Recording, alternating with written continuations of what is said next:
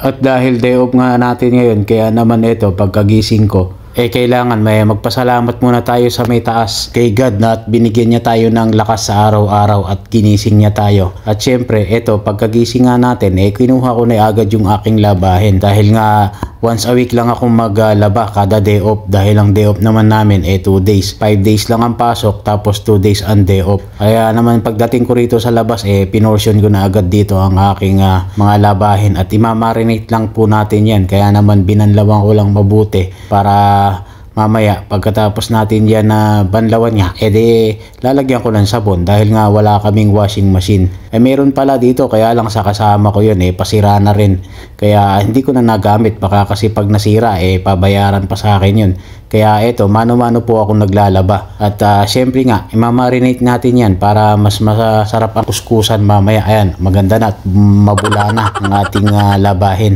At habang minamarinate nga natin yung ating labahin ito magsasayang na po tayo ng rice para habang nakamarinate yun nagluluto ng rice. At ilalabas na nga po natin yung lulutuin ko din na isda na binigay sa akin nila chef na gagamitin kong pang ulam. Syempre ano lang yun, mga scratch lang po yan na isisigang ko nga at yung iba kikilawin ko nga. Yan nga yung inilive ko na pulutan ko, yung sinigang na isda at saka po yung kinilaw. Syempre hindi ko na po ipapakita rito yon sa ating vlog, sa next vlog na lang po natin para meron ulit ako ibabalag sa susunod.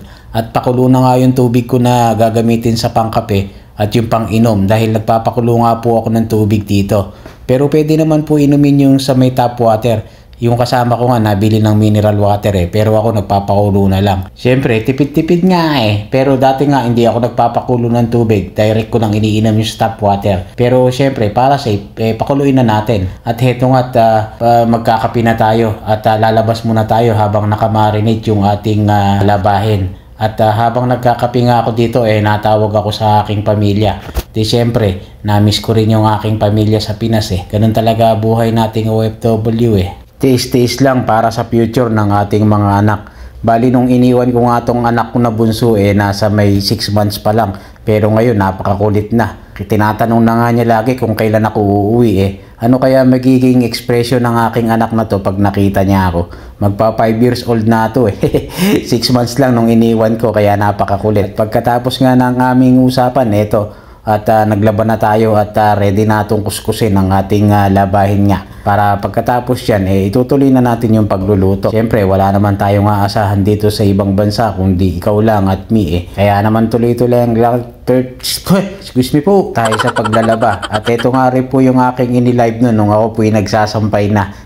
Hindi ko na lang po pinakita sa inyo kung paano ako magbanlaw. Sigurado, bibilangin na naman nating followers kung ilan ako nagtawa rito na Pasensya na po kayo doon expression ko po kasi yun At special shoutout muna natin itong ating mga kabayan.